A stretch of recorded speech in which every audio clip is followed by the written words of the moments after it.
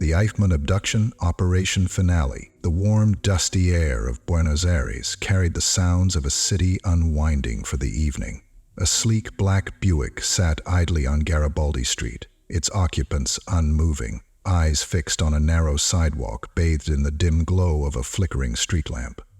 It was May 11, 1960. The target was Adolf Eichmann, one of the chief architects of the Holocaust, now living under the alias Ricardo Clement. He was about to walk into the grasp of the Mossad. Eichmann had eluded capture for years, slipping through the cracks of post-war chaos. After a meticulous hunt spanning continents, Israeli intelligence had pinpointed him in a modest house in the San Fernando district. He lived an unassuming life, working as a foreman at a Mercedes-Benz factory, returning home at the same time each evening. To the world, he was just another middle-aged factory worker, but for the survivors of the Holocaust and the agents tracking him, he was a symbol of unpunished evil.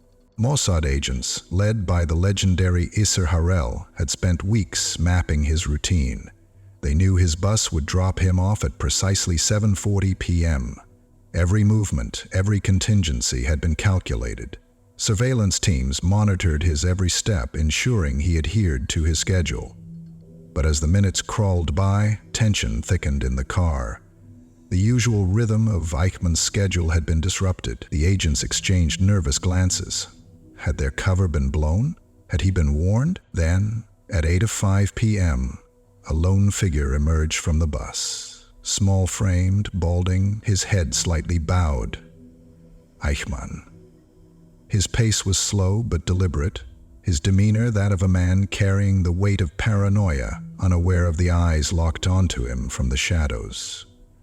He adjusted his glasses, pulled his coat tighter around his thin frame, and walked steadily toward his house. Agents Via Haroni signaled to his team. Rafietan, the operations field commander, braced himself, gripping the car door handle. The world outside seemed to slow as the tension inside the vehicle reached its peak. As Eichmann neared the designated ambush point, a second vehicle drove up the street, headlights cutting through the darkness, momentarily disorienting the target. In that instant, two agents lunged.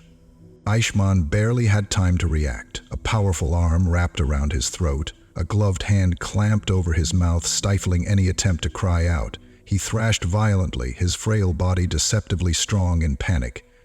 His briefcase spilled onto the ground, papers scattering in the night breeze. The struggle was brief. Within seconds, he was wrestled into the waiting vehicle, pinned to the floor between two agents as the car sped off into the night. The scent of sweat and dust filled the vehicle as the agents held him down, his muffled grunts the only sound in the cabin. The safe house had been prepared in advance, a dimly lit, sparsely furnished room where Eichmann would be held until extraction. As the car screeched to a halt, agents pulled him from the vehicle and dragged him inside. He was trembling and disoriented, his thin frame collapsing into the chair they shoved him into. A single light bulb swung above, casting erratic shadows across his face. The room smelled of damp concrete and stale cigarettes. The only furnishings were a battered table and a wooden chair. Arumi stepped forward, kneeling to meet Eichmann's eye level. He spoke calmly but firmly. "You know why you're here." For a moment, silence hung between them. Then, in a barely audible voice, Eichmann muttered, "I have already accepted my fate." His hands twitched slightly, a nervous reflex he could not suppress. He glanced around the room, searching for something, a way out, a sliver of hope, but found nothing. The agents exchanged glances. The mission was not yet over. The next phase of the operation was about to begin. The covert transfer of one of history's most infamous war criminals to Israel, an endeavor fraught with diplomatic dangers and the ever-present threat of discovery.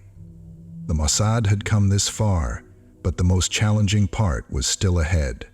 The extraction plan, a race against time. Inside the safe house, Eichmann sat hunched over, his breathing ragged, his mind racing. He had spent years evading capture, but now reality settled in.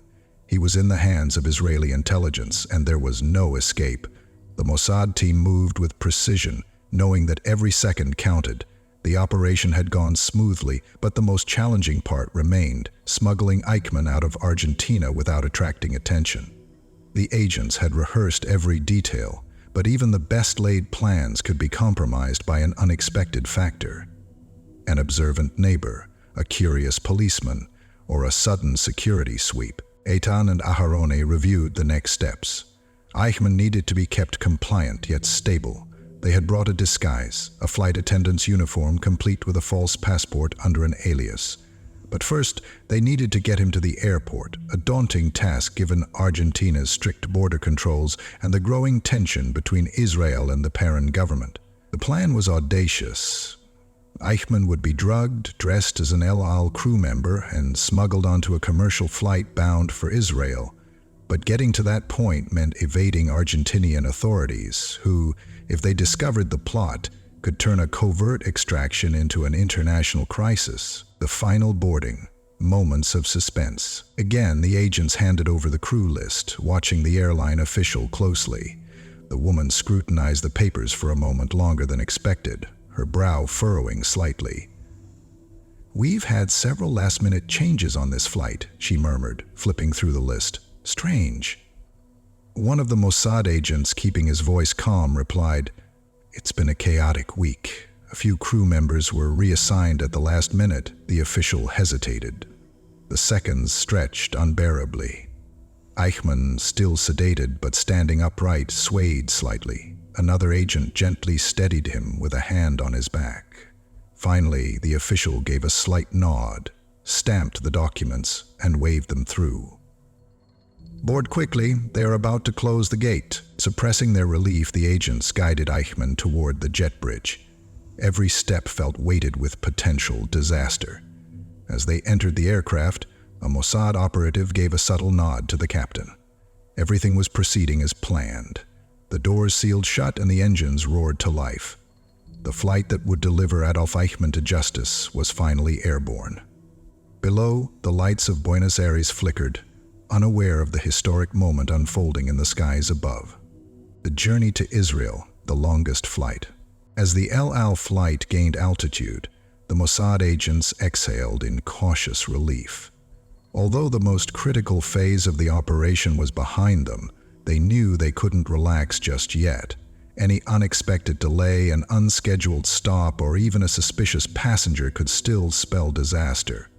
Eichmann, still groggy from the sedatives, was seated in a window seat away from the other passengers, his hands resting limply on his lap. Occasionally he stirred, glancing at the men seated near him, but he didn't speak. His mind, though dulled, was undoubtedly racing, processing the irreversible turn his life had just taken. The agents, pretending to be airline crew, moved discreetly through the cabin, ensuring everything appeared normal.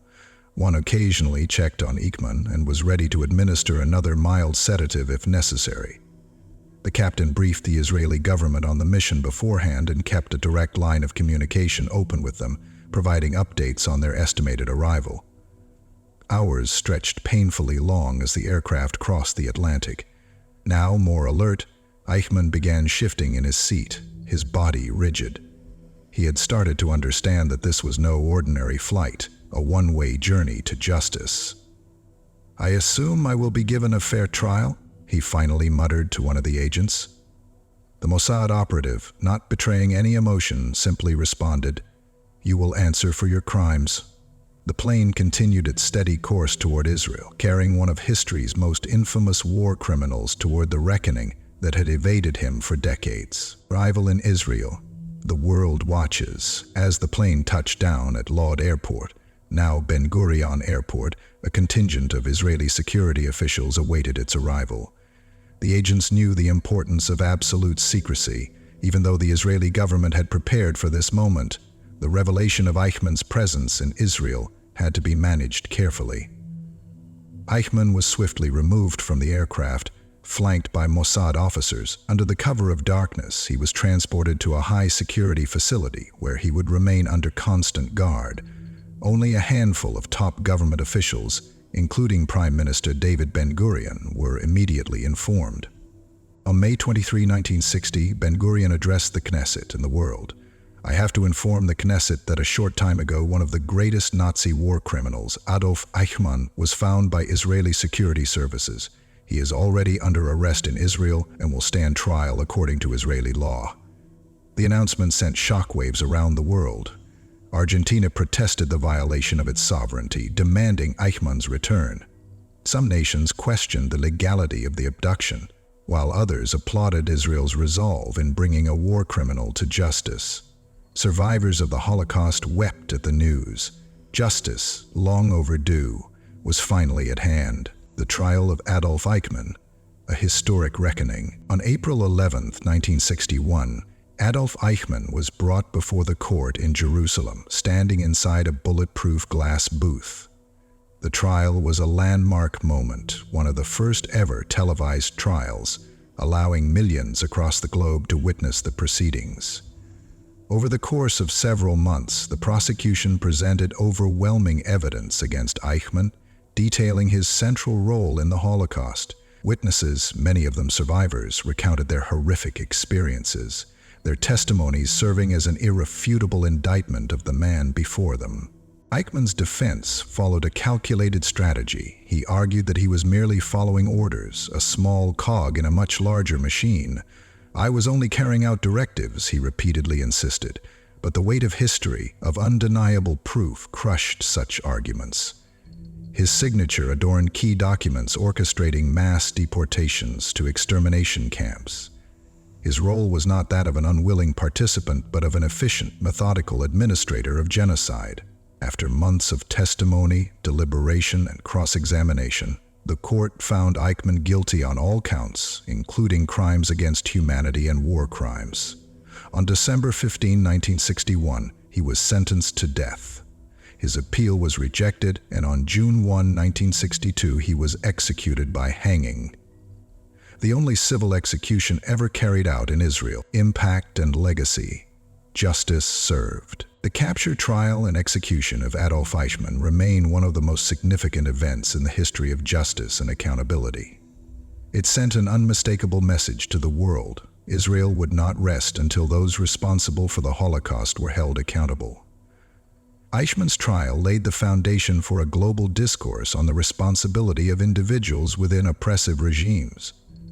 The defense of just following orders was dismantled, setting a precedent that would influence future war crimes trials, including those of perpetrators of genocide in Rwanda and Bosnia.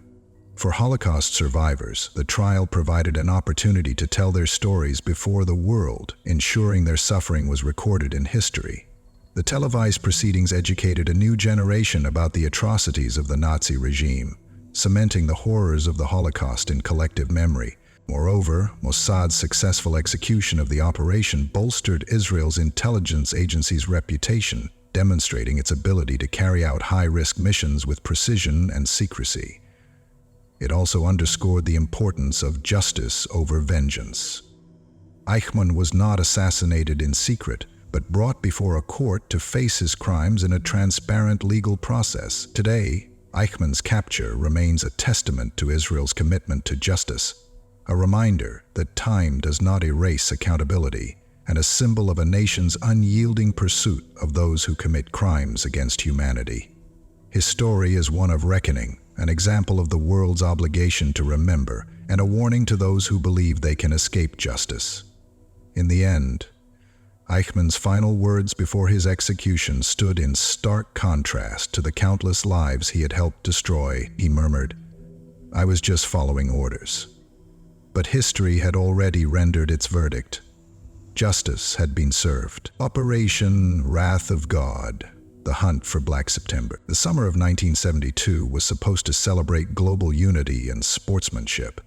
The Olympic Games in Munich, West Germany, symbolized a world healing from the scars of war. However, on September 5, a nightmare unfolded that would forever change the counterterrorism landscape. A group of Palestinian militants, operating under the name Black September, infiltrated the Olympic Village. Armed with AK-47s and grenades, they stormed the quarters of the Israeli Olympic team. Within minutes, 2 athletes were dead, and 9 others were taken hostage. The terrorists demanded the release of over 200 Palestinian prisoners held by Israel. The world watched in horror as negotiations stretched over tense hours. West German authorities, unprepared for such an attack, attempted a botched rescue operation at the Fürstenfeldbruck airfield. The operation ended in catastrophe, one of the most infamous failures in hostage rescue history. All 9 Israeli hostages were brutally executed. The images of bound and bloodied athletes haunted Israel and the global Jewish community. Prime Minister Golda Meir's response was resolute. Israel would not let these crimes go unanswered. The perpetrators would be hunted down one by one. Thus, Operation Wrath of God was born, formation of Mossad's elite hit squads. The task fell to Mossad, Israel's elite intelligence agency. A clandestine unit composed of the best operatives from Mossad, Eichmann, military intelligence, and Shin Bet, internal security, was formed under the directive, eliminate every individual linked to the Munich massacre. The unit, nicknamed Kidon, meaning bayonet in Hebrew, specialized in assassinations. Over months of meticulous intelligence gathering, Mossad compiled a kill list of known Black September operatives, financiers, and logistical supporters. The mission was simple in theory, but dangerous in execution. Eliminate key figures while avoiding detection and diplomatic backlash. The first targets were low-profile European operatives, men living under false identities in Rome, Paris, and Athens. Mossad agents operated in small teams, often posing as journalists, people in business, or lovers on vacation. The assassinations were carried out with silenced pistols, car bombs, and sophisticated poisons. Mossad's first confirmed kill took place in Rome. Wael Zweider, a Palestinian writer and suspected Black September operative, was shot 11 times at close range. Over the following months, 3 more operatives were eliminated in a similar fashion. The message was clear: nowhere was safe for those responsible for Munich. However, as the operation expanded, so did the risks. The challenge was no longer just finding the targets, but escaping the consequences, challenges and near failures, mistaken identity and diplomatic issues. As Mossad's campaign intensified, the risks multiplied. In July 1973, a team was dispatched to Norway to eliminate Ali Hassan Salameh, the mastermind of Black September. The agents tracked a man resembling Salameh to Lillehammer and executed him in front of his pregnant wife. But they had killed the wrong man, a Moroccan waiter with no ties to terrorism. The Lillehammer affair was an intelligence disaster. Several Mossad agents were arrested by Norwegian authorities, their cover blown. The failure led to international condemnation, straining diplomatic relations between Israel and its European allies. As a result, Meir ordered a temporary halt to Operation Wrath of God. But the mission was far from over. After a period of reassessment, operations resumed with greater caution. Mossad increased its reliance on deep cover assets and precision strikes. No more mistakes could be afforded. The ultimate prize remained: Ali Hassan Salameh, the so-called Red Prince. For years, Salameh eluded Mossad's grasp, operating in Beirut under the protection of the PLO. It wasn't until 1979 that Mossad finally got its revenge. A massive car bomb planted in Beirut obliterated Salameh's convoy, killing him instantly. Long-term impact on global counterterrorism. Operation Wrath of God fundamentally changed the nature of international counterterrorism. The mission proved that terrorism could be answered with targeted assassinations, a tactic that would later be adopted by intelligence agencies worldwide. The operation also sent a chilling warning to terrorists: there is no expiration date on justice. The doctrine of preemptive strikes, later used by the United States in the War on Terror, owes much to Israel's relentless pursuit of its enemies. However, the campaign also raised ethical and legal questions. Critics argued that assassinations, even of known terrorists, violated international law and set a dangerous precedent. Others pointed out that the cycle of retaliation only fueled further violence, with every targeted killing spawning recruits for extremist causes.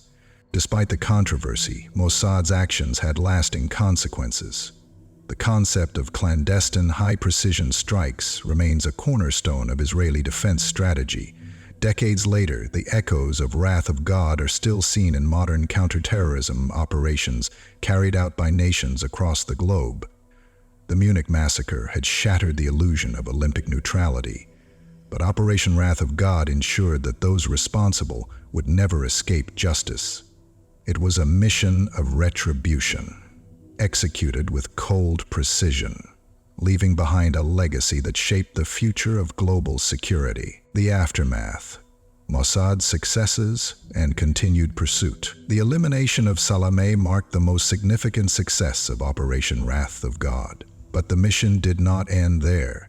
Mossad continued hunting Black September operatives well into the 1980s, ensuring that no key figures were left untouched. Beyond assassinations, Israel leveraged intelligence operations to dismantle Black September's financial and logistical networks. Key safe houses were raided, and European governments quietly assisted Mossad in curbing the movement of suspected operatives. The campaign, though covert, reshaped global attitudes toward targeted counterterrorism. Mossad also deepened its cooperation with intelligence agencies worldwide, exchanging critical information with Western governments that had a vested interest in neutralizing terrorist networks. This collaboration laid the foundation for future counterterrorism partnerships that extended beyond Israel's immediate concerns, influencing strategies employed by nations like the United States, the United Kingdom, and Germany in their fights against extremist threat. The campaign also marked a transformation in Mossad's operational approach. Agents began utilizing more sophisticated tradecrafts, including cyber surveillance, undercover financial transactions, and high-tech infiltration techniques that would define modern intelligence operations. These methods enabled Israel to not only dismantle Black September, but also track emerging threats, ensuring a long-term defensive posture. Despite its successes, Operation Wrath of God placed Israel in precarious diplomatic territory. The targeted assassinations, though effective, drew criticism from human rights organizations and foreign governments. Some argued that state-sanctioned killings set a dangerous precedent, potentially legitimizing similar actions by adversarial states. Others pointed out that the operation fueled further radicalization among Palestinian factions, perpetuating the cycle of violence rather than ending it. Yet, for Israel, the message was clear: terrorism would not go unanswered. Wrath of God redefined the global understanding of counterterrorism, proving that no enemy was beyond reach, no matter where they hid. This philosophy would later influence Israel's ongoing security doctrine, where preemptive strikes became a core tenet of national defense policy. The psychological impact on Black September and its allies was profound. The relentless pursuit of its members created a pervasive sense of fear, forcing operatives to live in constant paranoia. Many changed their identities, moved frequently, and severed ties with known associates, weakening the organization's cohesion and operational effectiveness. For Mossad, Operation Wrath of God was not just a response to Munich, but a blueprint for future operations. The mission's successes and failures provided invaluable lessons that would be applied to later counterterrorism efforts, ensuring that Israel remained at the forefront of global intelligence warfare. In the decades that followed, echoes of the operation could be seen in numerous Israeli missions, from the elimination of Hezbollah commanders to cyber warfare strikes on Iranian nuclear facilities. The principles established during the hunt for Black September became ingrained in Israel's intelligence culture, shaping its strategic decisions well into the 21st century. While the ethical debates surrounding the Wrath of God continued to this day, there is no denying its impact. It was a mission executed with cold precision, redefining how nations approached counter-terrorism.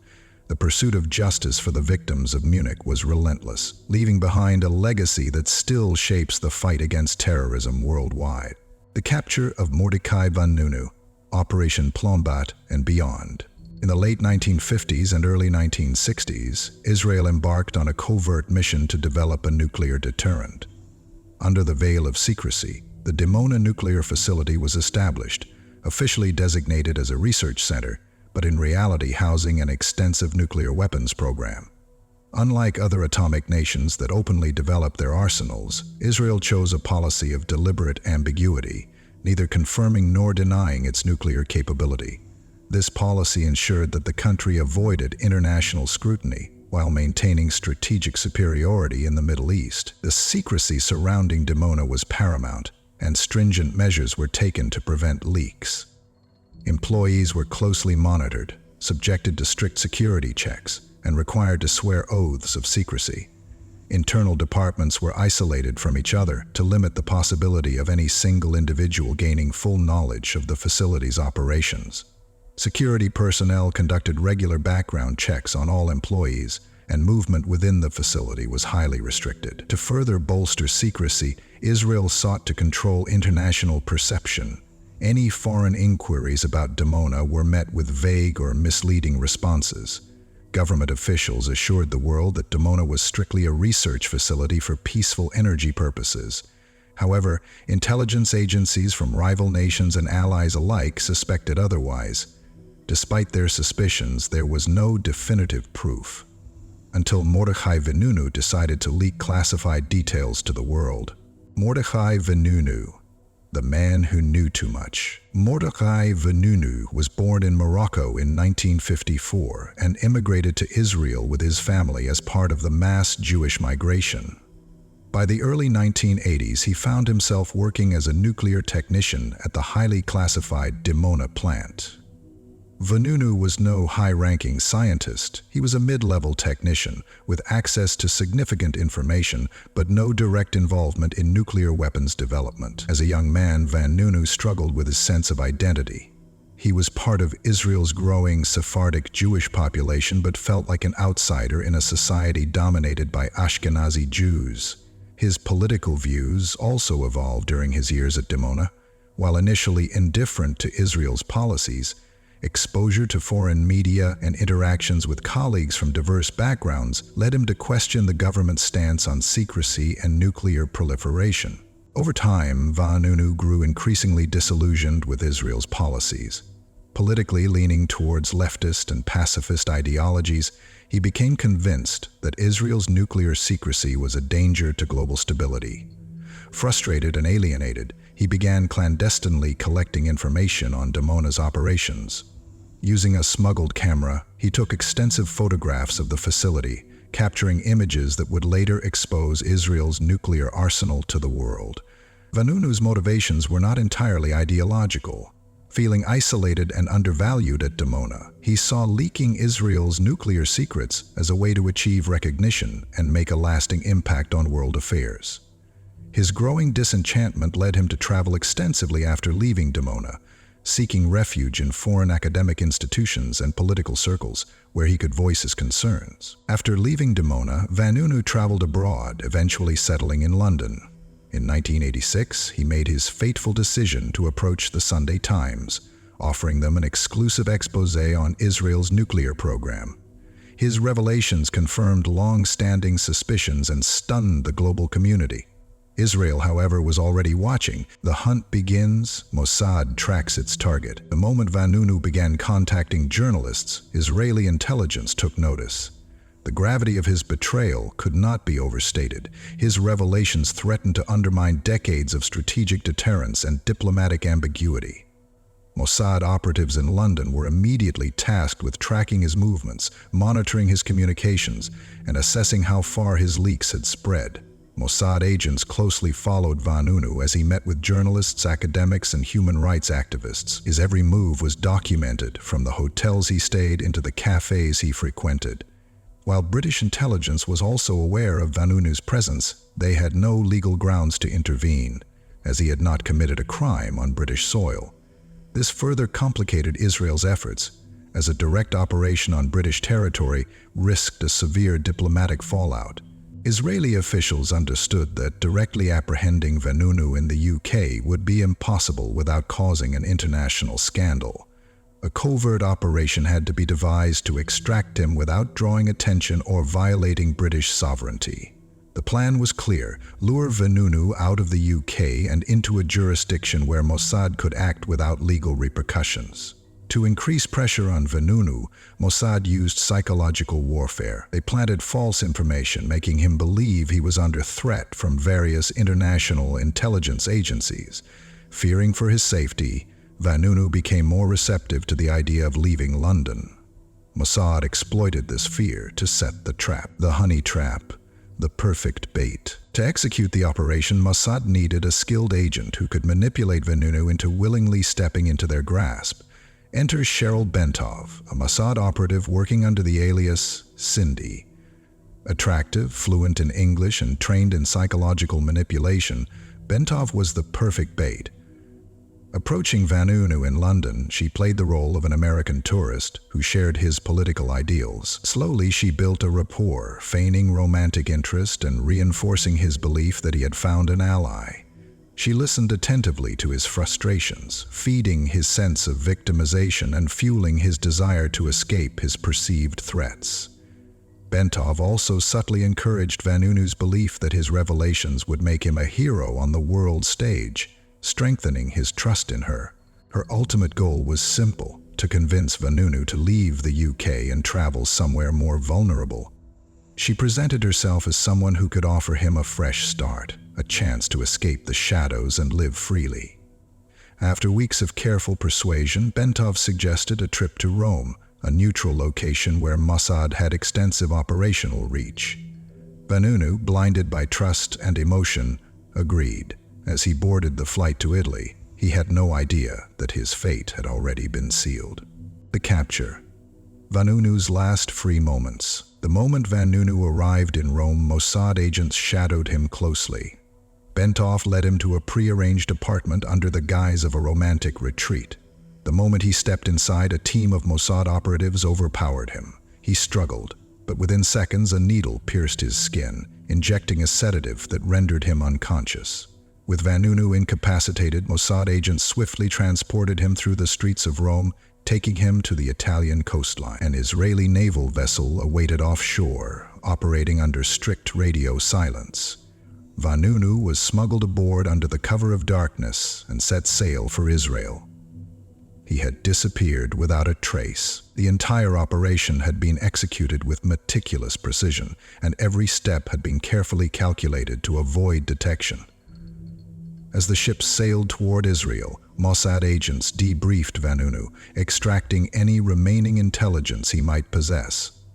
By the time they reached Israeli waters, Vanunu had resigned himself to his fate. The trial, a courtroom in shadows. The moment Vanunu was smuggled into Israel, he was placed under high-security detention. His trial was conducted behind closed doors, shrouded in secrecy to prevent further damage to Israel's nuclear ambiguity. The Israeli government charged him with treason and espionage, offenses that carried the harshest penalties. Vanunu's defense argued that he had acted out of moral conviction, believing that Israel's nuclear program posed a threat to global stability. He claimed that the public had a right to know about the clandestine stockpile of nuclear weapons.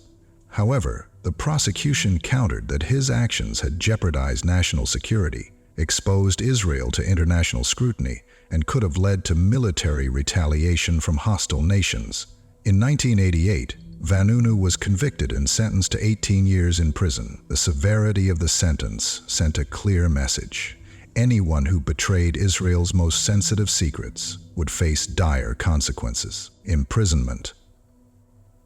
18 years in the dark. Most of Vanunu's imprisonment was spent in solitary confinement, a measure Israeli authorities justified as necessary to prevent him from leaking further classified information. Vanunu spent 11 years in a windowless cell with minimal human interaction, leading human rights organizations to condemn his treatment as psychological torture. His daily life was carefully controlled. He was denied reading materials, restricted in physical movement, and kept under constant surveillance. International human rights organizations repeatedly called for his release, but Israel remained steadfast. The government argued that Vanunu still possessed classified information and could cause further damage if allowed to speak freely. Even as the years passed, Israel showed no signs of leniency. The long-term fallout. a life of restrictions. As international awareness of his plight grew, Vanunu became a cause célèbre among activists and human rights groups. Appeals for clemency came from global figures and organizations, but Israel remained firm. Even after his release in 2004, Vanunu was subjected to strict restrictions. He was forbidden from leaving the country, speaking to foreign journalists, or accessing the internet. Every attempt he made to share his story was met with additional arrests and detentions. The long-term implications of Vanunu's case were far-reaching. Israel maintained its policy of nuclear ambiguity, and despite international condemnation, no significant policy changes were made regarding its nuclear capabilities. Vanunu's revelations did not prompt global action against Israel, but they did cement his reputation as either a hero of transparency or a traitor to his homeland. To this day, Vanunu remains a highly monitored individual, living under continuous restrictions. His case continues to be a point of debate in discussions on press freedom, government secrecy, and nuclear proliferation.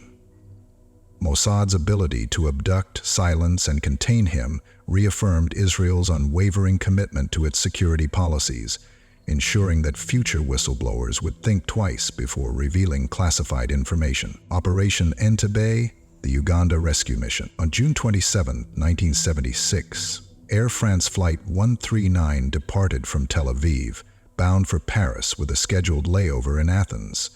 The passengers included Israelis, French nationals, and tourists from various countries. The atmosphere on board was routine.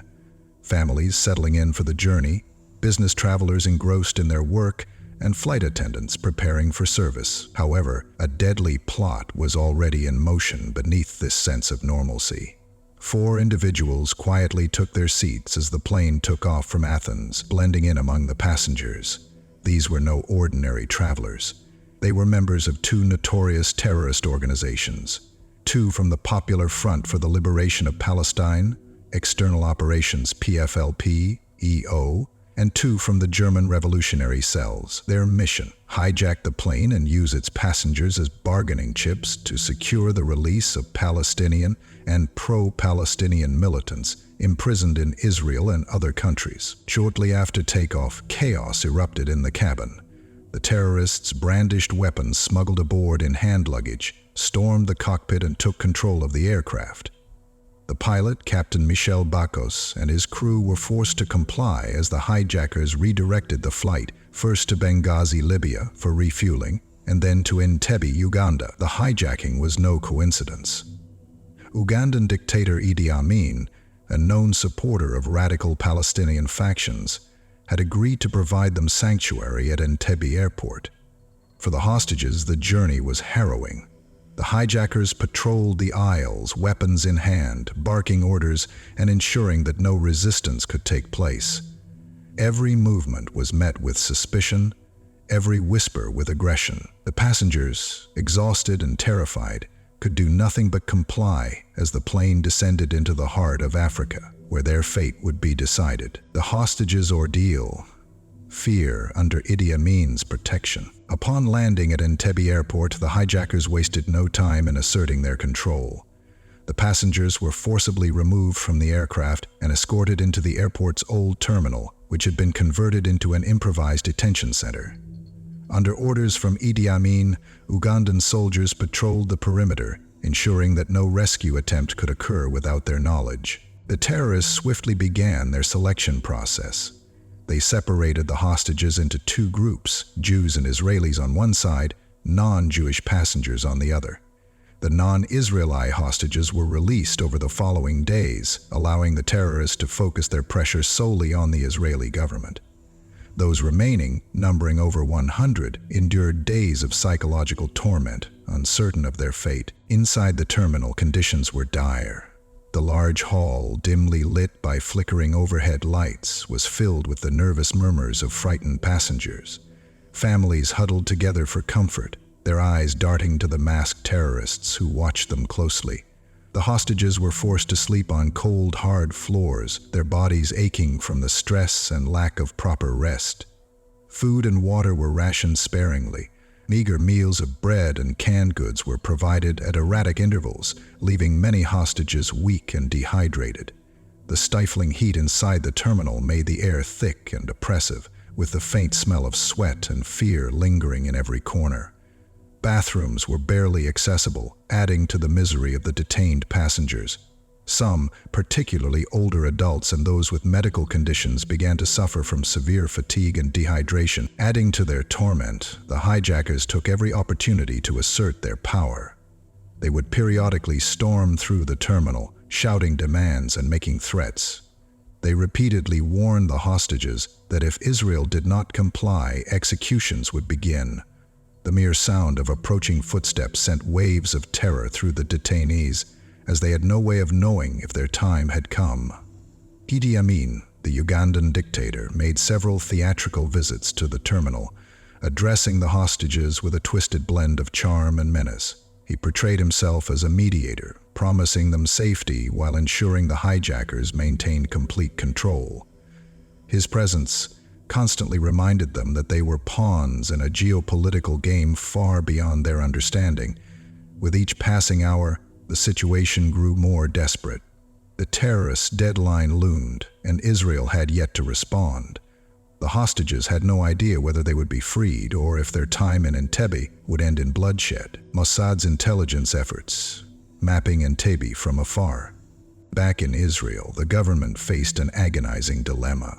Negotiating with terrorists was against national policy, yet the lives of over 100 citizens were at stake. As diplomatic efforts stalled, Israel turned to its most formidable asset, Mossad. Mossad operatives immediately mobilized to gather intelligence on Entebbe Airport. Satellite images, airport schematics, and first-hand testimonies from recently released hostages were compiled to build an accurate picture of the terminal's layout.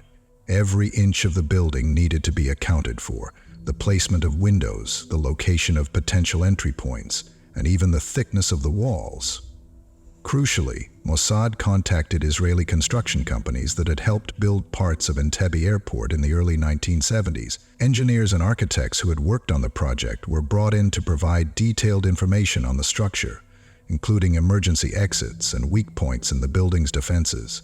This insight proved invaluable in shaping the rescue plan. At the same time, Mossad's network of informants worked tirelessly to gather intelligence on Ugandan troop movements. Agents in Uganda observed the activity around the airport, relaying vital information on guard rotations, weapons caches, and the location of Idi Amin's personal forces. Israeli operatives, disguised as businessmen and foreign diplomats, extracted details from contacts within the Ugandan military, further refining their understanding of the enemy's layout. The intelligence effort was not limited to Uganda alone. Mossad reached out to international allies, seeking information on the hijackers themselves. Profiles of each terrorist were compiled, backgrounds, past attacks, and behavioral patterns. The more Israel knew about their adversaries, the better prepared they would be to anticipate their reactions. Time was running out, and Israel's military leaders knew they needed to act fast. The information gathered by Mossad was delivered to the elite commanders of Sayeret Matkal, Israel's top special forces unit, who immediately began drafting the operation's blueprint. What emerged was a plan so audacious, so precise, that it would later be studied by military strategists worldwide. The rescue mission would require perfect execution.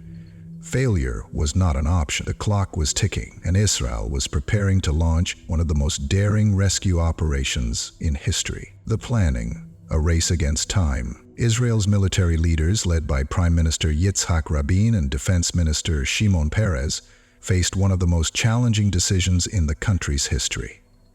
A failed rescue attempt would not only result in the deaths of the hostages, but also deal a devastating blow to Israel's global standing. Every possible scenario was evaluated: a diplomatic negotiation, a military strike on Uganda, or a covert rescue operation. Ultimately, the Israeli government gave the green light to a daring commando raid. The operation was dubbed Operation Thunderbolt, later renamed Operation Entebbe. Sayeret Matkal, under the command of Lieutenant Colonel Yonatan Netanyahu, was assigned to lead the mission. The plan was ambitious and dangerously complex. It required Israeli C-130 Hercules transport planes to fly undetected over hostile airspace, land at Entebbe airport, and neutralize the terrorists before they could harm the hostages. The troops trained intensively, using an exact replica of the Entebbe terminal to rehearse every step of the mission. Simulations were run repeatedly. Every movement, every gunshot, every entry point was accounted for. The commandos studied the terrorists' behavior, ensuring that they could predict their movements with deadly accuracy. As the day of the mission approached, tension gripped Israel's leadership. The fate of over 100 hostages, the credibility of Israel's military, and the security of the nation itself depended on what would unfold in the coming hours. The execution, the daring 90-minute operation. As the final preparations for the operation fell into place, 4 Israeli C-130 Hercules transport planes flew under the cover of darkness, skimming just above the radar range of hostile countries to avoid detection. Aboard the aircraft were over 100 elite commandos, each meticulously trained for the high-risk mission ahead. Their faces were grim, their weapons locked and loaded. Failure was not an option. The first plane touched down at Entebbe Airport just after 11 p.m. on July 3, 1976. The Israeli commandos, dressed in Ugandan military uniforms, rolled down the ramp in a convoy of vehicles, including a black Mercedes limousine. A strategic deception to mimic Idi Amin's presidential motorcade. The disguise worked momentarily, allowing the commandos to get within striking distance of the terminal before guards became suspicious. When a Ugandan sentry raised his weapon, he was immediately gunned down, shattering the silence of the night and launching the rescue into full motion. The first assault team, led by Lieutenant Colonel Yonatan Netanyahu, stormed the terminal where the hostages were held. With explosive precision, they breached the main hall, shouting in Hebrew, "Stay down! We are Israeli soldiers." The hostages, initially confused, hesitated for a split second before dropping to the floor as the commandos engaged the hijackers in a brutal firefight. Gunfire erupted as the terrorists scrambled to respond, but the Israeli forces were too fast, too prepared. Within minutes, the hijackers lay dead, their weapons silent. The hostages, dazed and terrified, were quickly ushered toward the waiting aircraft. Some had been wounded in the crossfire, but the overwhelming relief of rescue overshadowed their pain. Outside, another unit neutralized Ugandan soldiers who had been stationed at the airport to prevent any escape. The control tower was destroyed to ensure that no pursuit could be launched. In the chaos, Idi Amin's forces attempted to retaliate, but they were met with overwhelming firepower. In under an hour and a half, the mission was complete. As the commandos evacuated the hostages, tragedy struck. Yonatan Netanyahu, the mission's commanding officer, was fatally shot by a Ugandan sniper. He was the only Israeli soldier to fall in the operation, but his sacrifice would cement his legacy as a hero. His name would become synonymous with courage, and his death would add another layer of legend to Operation Entebbe. The hostages, shaken but alive, were loaded onto the transport planes. As the engines roared and the aircraft lifted off into the night, cheers erupted inside the cabins.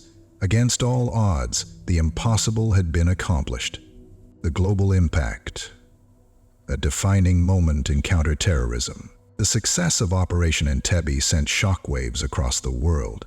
It was an unprecedented display of military precision, intelligence coordination, and sheer audacity. Israel had demonstrated that it would go to any length to protect its citizens, no matter where in the world they were taken. Western governments praised Israel's decisiveness, viewing the operation as a landmark in counterterrorism strategy. Military analysts hailed it as one of the most tremendous special forces operations ever executed. In contrast, Uganda, along with pro-Palestinian factions, condemned the raid as a violation of sovereignty. Idi Amin was humiliated on the global stage. His air force was devastated, and his reputation was shattered. Operation Entebbe fundamentally reshaped global military doctrine. It reinforced the principle that nations must be willing to project power beyond their borders when faced with acts of terrorism. Special forces units worldwide studied the operation, using it as a template for future hostage rescue missions. The United States, Britain, and Germany would later adopt similar strategies in their counterterrorism efforts, recognizing that swift, decisive action was often the best course. For Israel, Entebbe became more than just a military victory. It was a defining moment in national identity. The operation reinforced the belief that the Israeli Defense Forces were not just protectors of the homeland, but guardians of Jewish lives worldwide. The world had witnessed Israel's resolve, and its enemies took note. In the years following Entebbe, hostage rescue operations became a key component of modern warfare. The precedent set by Israel's daring raid emboldened other nations to act decisively against terrorism. It proved that negotiation was not the only option, that a well-planned, well-executed mission could achieve the impossible. As the dust settled on Entebbe, the message was clear. Israel would not tolerate the abduction of its citizens. And for those who dared challenge that resolve, the consequences would be swift and absolute. The assassination of Mahmoud al-Mabhouh. Dubai hit. Mahmoud al-Mabhouh was not just another Hamas operative. He was a key figure at the heart of the group's arms smuggling network. He wasn't simply moving small caches of weapons. He was orchestrating the logistics of large-scale arms transfers, securing sophisticated military hardware, and establishing long-term supply chains that funneled millions of dollars worth of weaponry into Gaza. His work ensured that Hamas' military wing, the Izz-ad-Din al-Qassam brigades, remained armed with the latest Iranian and Syrian technology, from long-range rockets to anti-tank missiles. Al-Mabhouh's operations extended across multiple continents.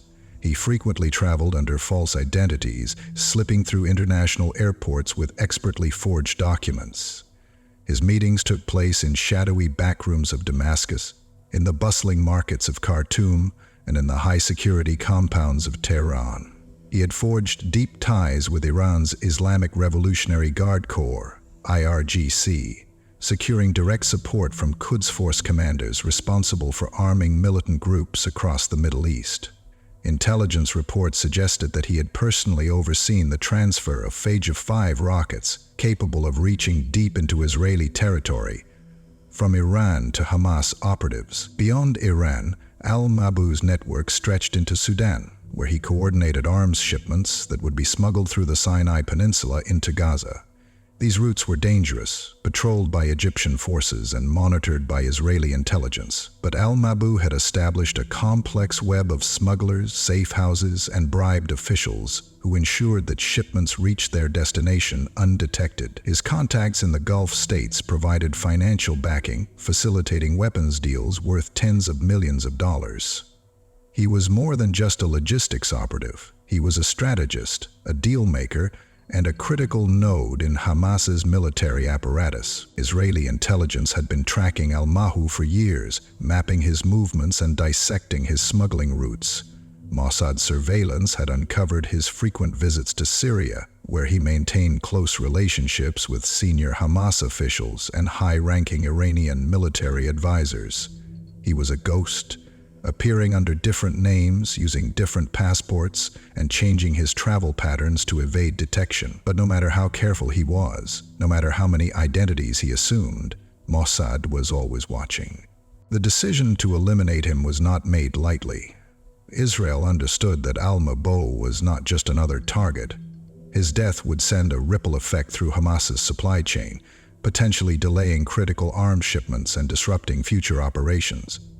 His elimination was seen as part of a broader Israeli strategy, targeting the individuals who made Hamas's military ambitions possible, one operative at a time. By early 2010, Mossad had pinpointed a pattern.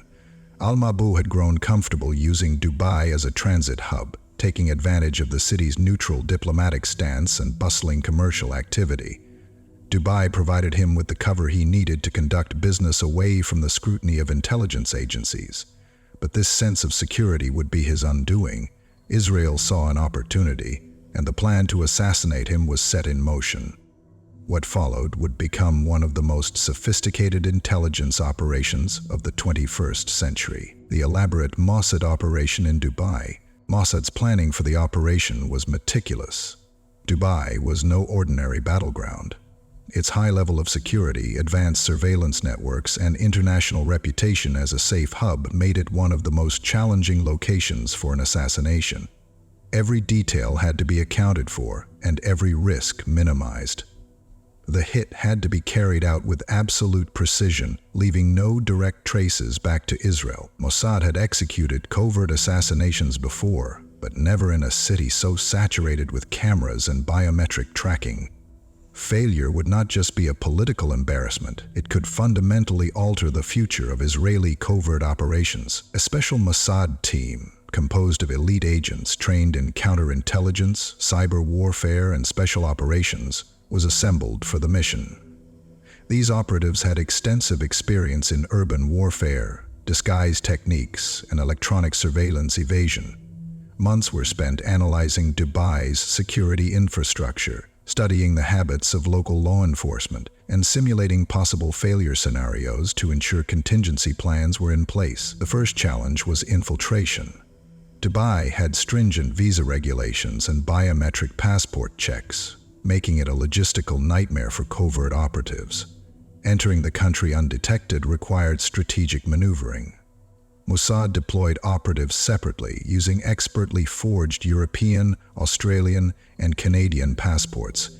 Each agent arrived under a different pretense, some as businessmen attending trade expos, others as tourists on luxury vacations. Their flights were carefully staggered to ensure no immediate pattern could be identified. Once inside Dubai, the agents dispersed across the city, booking hotel rooms in different locations while discreetly tracking Al-Mabou's movements. They established false identities, built digital footprints to support their cover stories, and even engaged in minor social interactions to further solidify their presence. The operation's golden rule: never meet in large groups, never leave a digital trail, and never appear as anything other than ordinary travel. Surveillance was a critical component of the operation. The moment Al-Mabou arrived in Dubai, the agents had eyes on him. They monitored his habits, noting his preferred routes, his dining spots, and most importantly, his security precautions. Al-Mabou was no amateur. He changed hotels frequently, used multiple identities, and avoided direct phone calls. He never stayed in one location for too long, and he trusted no one. However, even the most careful individuals have vulnerabilities, and Mossad was determined to exploit his. Mossad's surveillance strategy was multi-layered. Some agents trailed Al-Mabou on foot, blending into the crowds of Dubai's bustling business districts. Others used high-tech tracking devices to monitor his movements remotely. Hotel CCTV feeds were compromised, allowing Mossad to see what the security cameras caught in real time. The operatives communicated through encrypted messaging systems, relaying live updates and coordinating movements with military precision. Dubai's reliance on electronic keycards for hotel access posed another challenge. Mossad's technical specialist devised a way to clone Al-Mabou's room key, granting them access to his suite without raising suspicion. This ensured that when the moment arrived, they would be inside his room before he even realized what was happening. The final phase of the mission was ready. The operatives had mapped every possible scenario, rehearsed their roles to perfection, and prepared for any potential obstacles. Al-Mabou, for all his caution, was walking into a carefully set trap. Mossad was in complete control, and within hours, the Hamas arms dealer would take his final breath. The use of disguises, fake passports, and high-tech surveillance. One of the most striking aspects of the operation was the sheer scale of deception employed by Mossad. The team of operatives who entered Dubai did so under at least 26 different identities, each carrying forged passports from countries such as the UK, Ireland, France, Germany, and Australia. These passports were not hastily assembled fakes. They were near-perfect replicas of legitimate travel documents, utilizing the personal information of real individuals who were unaware that their identities had been co-opted for a covert operation. This allowed Mossad operatives to move freely through Dubai's highly monitored airport terminals without raising any red flags. To avoid drawing suspicion, each operative had a specific cover story. Some posed as businessmen attending high-profitable trade expos, blending into Dubai's international commercial crowd. Others adopted the guise of tourists, complete with shopping bags, cameras, and casual clothing to reinforce their fabricated identities. Their flights were deliberately staggered, and they booked accommodations in multiple hotels across the city, ensuring that no discernible pattern could link them together. Disguise was another key element of the operation. Mossad operatives took extraordinary precautions to alter their physical appearances and movements. Some agents wore wigs, colored contact lenses, or prosthetic facial features to avoid recognition by security cameras. Others changed their gait and posture, ensuring that even if footage of their movements was later scrutinized, their true identities would remain hidden. The operatives never moved in large groups, always traveling in pairs or alone, minimizing the risk of detection. Beyond physical disguises, Mossad employed a sophisticated network of digital misdirection. Each operative had a carefully crafted digital footprint with social media accounts, business websites, and email addresses to support their assumed identities. Fake credit card transactions were made in various locations worldwide to create plausible alibis, further complicating any post-elimination investigation. Surveillance was at the heart of the operation. While some team members shadowed Al-Mabou in person, others monitored his activities remotely. They hacked into hotel CCTV feeds, allowing them to see precisely what security cameras captured in real time. Advanced tracking devices were deployed to follow his movements, and his phone signals were intercepted to gain insight into his conversations and plans. Each piece of intelligence gathered was relayed through encrypted communications, ensuring that every step of the operation was synchronized down to the second. Dubai's reliance on electronic keycards for hotel room access presented another challenge. Security at luxury hotels in the city was state-of-the-art, with digital key systems linked to hotel databases. Mossad's technical specialists found a way to clone Al-Mabou's room key, granting them seamless entry into his suite without alerting security. This final breach meant that when the time came, Mossad agents could enter his room, execute the assassination, and vanish before anyone knew what had happened. With everything in place, the mission was ready to be carried out. Al-Mabou had no idea that he was being hunted by one of the most efficient intelligence agencies in the world. He had spent years perfecting the art of evasion, but he had finally met an adversary who was always one step ahead. The final act was set to unfold, and within hours, his fate would be sealed. The hotel room assassination. How the agents pulled it off. On January 19, 2010, Mahmoud Al-Mabou checked into the Al Bustan Rotana Hotel, unaware that a team of highly trained assassins was watching his every move. He had chosen Dubai as a temporary stopover, believing he was beyond the reach of his enemies, but Mossad had already determined that he was traveling alone, unprotected by bodyguards, an opportunity they would ruthlessly exploit. The hit team was already in position before Al-Mabou even set foot in the hotel. A small group of operatives dressed as hotel staff and maintenance workers subtly blended into the environment. Meanwhile, others disguised as business travelers and tourists loitered in the hotel lobby, keeping watch for any potential security threats. Every movement of their target was meticulously tracked, from the moment he arrived at the hotel's front desk to the moment he took the elevator up to his suite. As Al-Mabou stepped into his room, he locked the door behind him, unaware that a silent team of killers was already in motion. Moments later, Mossad agents followed. Using an advanced electronic device, they disabled the electronic door lock within seconds, allowing them to slip inside without triggering an alert. The door was quietly secured behind them. What happened next was executed with surgical precision. Before Al-Mabou could react, he was overwhelmed by a team of highly skilled operatives. They neutralized him using a combination of muscle relaxants and electrical shocks, ensuring that he was incapacitated instantly, unable to struggle or cry out. This method was designed to eliminate any physical signs of struggle, making his death appear entirely natural. The precise cause of al-Mabou's death remains a topic of debate among intelligence analysts. Forensic reports later suggested that he may have been suffocated with a pillow, while others speculated that he was injected with a paralytic toxin that induced cardiac arrest. Whatever the method, the assassins left nothing to chance. Al-Mabou was dead within minutes. But the mission wasn't complete yet. The team moved swiftly to stage the scene, making it appear as if Al-Mabou had died in his sleep.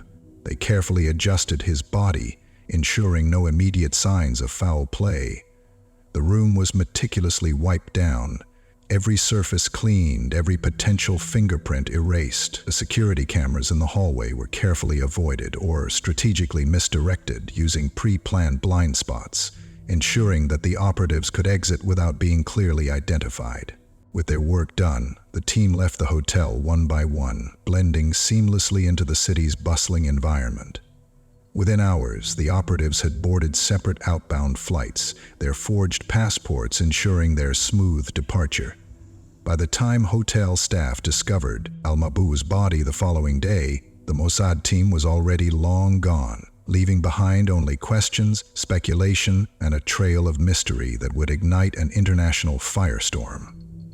Dubai authorities were baffled. There were no signs of forced entry, no apparent cause of death, and no direct evidence pointing to a suspect. But as investigators began to review security footage, a pattern began to emerge, one that would unravel the most sophisticated, covert assassination in modern history. The fallout, international manhunt, and diplomatic tension. The assassination of Mahmoud al-Mabou sent shockwaves across the world. Dubai police launched an extensive investigation, meticulously piecing together the movements of the assassins through thousands of hours of CCTV footage. The sheer complexity of the hit stunned intelligence agencies worldwide, showcasing Mossad's ability to conduct surgical strikes in hostile environments, even in a city with one of the most sophisticated surveillance systems in the world. Dubai's authorities made an unprecedented move by publicly releasing CCTV footage, exposing the elaborate disguises and multiple identities used by the operatives. This revelation sent ripples through diplomatic circles, as it soon became apparent that Mossad agents had used fraudulent passports from the UK, Australia, Ireland, France, and Germany. Outraged, these nations summoned Israeli ambassadors for explanations, and several expelled Israeli diplomats in protest, further escalating tensions. Despite the overwhelming circumstantial evidence, Israel neither confirmed nor denied its involvement. The Mossad operatives had vanished without a trace, leaving Dubai's authorities with little recourse but to issue international arrest warrants for the suspects. Warrants that would likely never be enforced. Hamas vowed revenge, but the immediate impact of the assassination was undeniable. With their key weapons smuggler eliminated, Hamas's supply chain suffered a significant disruption, delaying planned shipments and forcing the group to seek alternative, less secure routes. The operation demonstrated both the brilliance and the risks of high-profile assassinations. It reinforced Mossad's reputation as one of the world's most formidable intelligence agencies, while exposing the growing challenge of operating in an era of ubiquitous digital surveillance. Though al-Mabou was eliminated, the diplomatic cost was high, forcing Mossad to reassess its operational methods for future missions. Even years after the event, the Dubai hit remains a benchmark in covert assassination tactics, studied by intelligence agencies and military strategists worldwide. Operation Diamond, stealing a MiG-21 fighter jet. In the 1950s and 1960s, the Cold War arms race was at its peak, and the Soviet Union was equipping its allies in the Middle East with cutting-edge military technology. At the heart of this military buildup was the Mikoyan Gurevich MiG-21, a supersonic fighter jet that had become the backbone of the Arab air forces, including Egypt, Syria, and Iraq. The MiG-21 was fast, highly maneuverable, and equipped with advanced radar and missile systems, making it one of the deadliest aircraft in aerial combat at the time.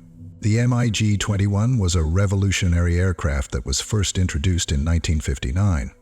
It had a top speed of Mach 2.05 over 2,000, 100 kilometers an hour or 1,300 meters per hour, a service ceiling of 58,000 feet, and a thrust-to-weight ratio that made it incredibly nimble in dogfights. With its ability to carry air-to-air missiles such as the K-13 NATO designation, AA-2A TOL, it posed a significant threat to Western-built aircraft like the French Mirage 3, which formed the backbone of the Israeli Air Force, IAF, at the time. By the mid-1960s, the Soviet Union had supplied hundreds of MiG-21s to Arab nations, creating a serious challenge to Israel's air superiority. For Israel, the presence of the MiG-21 in enemy hands was a growing concern.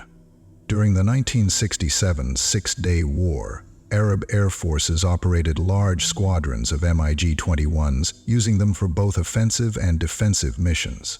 These aircraft were known for their hit-and-run tactics, using their high speed to launch attacks and quickly escape before Israeli fighters could respond. Israeli pilots had engaged MiG-21s in combat, but lacked crucial knowledge about their radar capabilities, turn rates, and fuel endurance. Understanding the full capabilities of the MiG-21 was essential for Israel's long-term air dominance. However, Soviet military technology was shrouded in secrecy.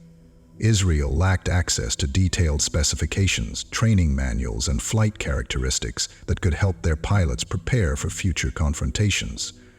The West, including the United States, was equally eager to learn more about the MiG-21, as it was also being used by the Soviet Air Force and their Warsaw Pact allies in Europe. If Israel could get its hands on a fully operational MiG-21, it would be a goldmine of intelligence, offering critical insights into the aircraft's weaknesses and potential countermeasures. Israeli intelligence, particularly Mossad and the IAF, recognized that acquiring a MiG-21 would be a game-changer. It would allow Israeli engineers to dismantle and study the aircraft's strengths and vulnerabilities, enabling them to develop effective tactics to counter it in future battles.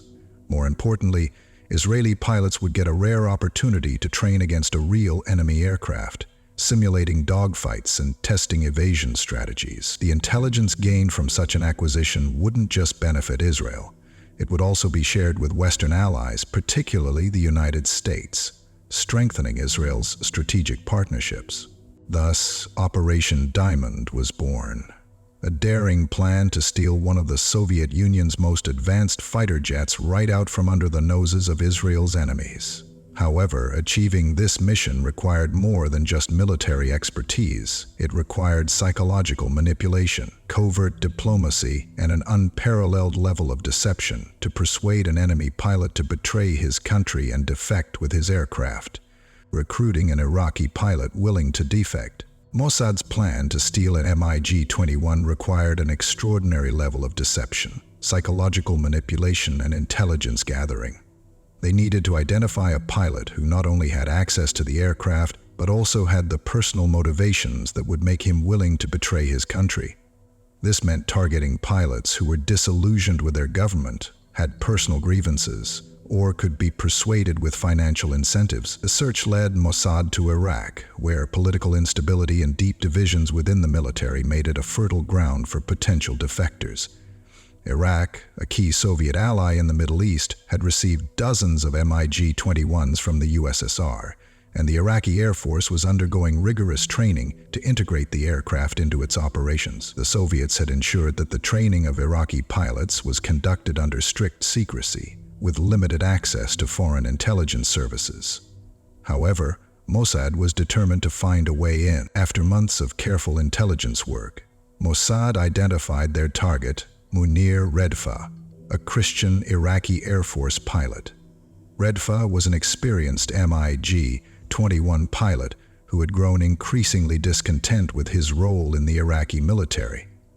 As a Christian in a predominantly Muslim country, he faced discrimination, limited career advancement, and constant pressure from his superiors. Moreover, he had been ordered to participate in missions that involved bombing Kurdish villages in northern Iraq, something that deeply troubled him. His growing resentment towards the Iraqi regime made him an ideal candidate for defection. Mossad operatives, working under deep cover, established contact with Redfa through an intricate web of intermediaries.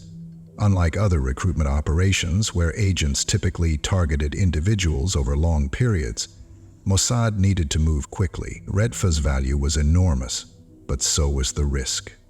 If Iraqi intelligence even suspected that a pilot was considering defection, they would ground him, revoke his flight privileges, or worse, eliminate him before he could act. The psychological aspect of Redfa's recruitment was as critical as the logistical one.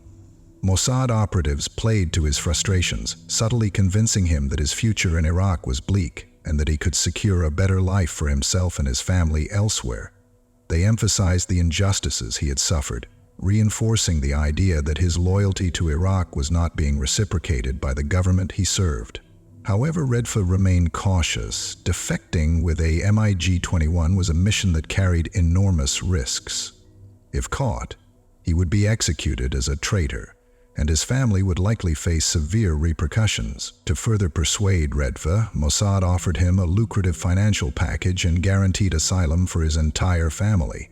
Israeli intelligence operatives assured him that his loved ones would be extracted from Iraq before he made his escape, eliminating one of his most significant concerns. This was not an easy promise to keep. Moving an entire family out of Iraq undetected required meticulous planning, safe routes, and trusted intermediaries. Yet Mossad had done this before and knew how to execute such an extraction without arousing suspicion. In a series of covert meetings, Redfa was given specific instructions on how the escape would unfold. The plan was designed to minimize his exposure to suspicion in the days leading up to the mission. He would continue his duties as usual, showing no signs of nervousness or deviation from routine. On the designated day, he would take off on a routine training flight, but instead of returning to his base, he would change course and head toward Israel. Every detail had to be accounted for.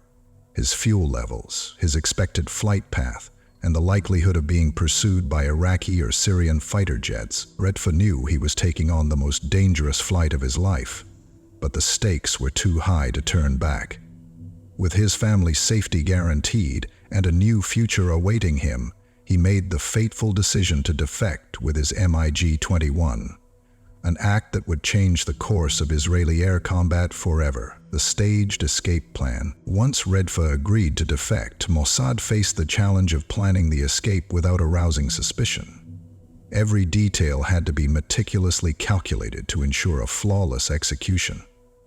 Redfa would have to take off from his base in Iraq, fly low to evade radar detection, and cross hundreds of miles of hostile airspace before reaching Israel.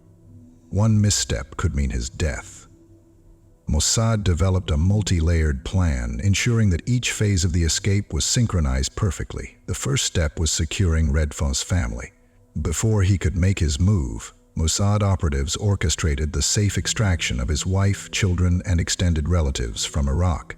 Using forged passports and covert smuggling routes, the family was secretly transported to Iran and then flown to a third-party country before finally reaching Israel. Only after confirming their safety was Redfa given the final go-ahead. To maintain secrecy, Redfa continued his usual routine at the Iraqi airbase, avoiding any behavioral changes that might raise suspicions. Meanwhile, Mossad coordinated with the Israeli Air Force to ensure that once Redfa was airborne, Israeli fighter jets would be prepared to escort him the moment he entered Israeli airspace. On the designated day, Redfa was assigned a routine training flight with his MiG-21. He took off as usual, climbing to altitude as expected by Iraqi ground control. However, instead of following the prescribed flight path, he suddenly broke away and accelerated toward the Israeli border. The moment he deviated from his course, Iraqi radar operators sounded the alarm. Syrian and Iraqi air defenses scrambled to intercept him.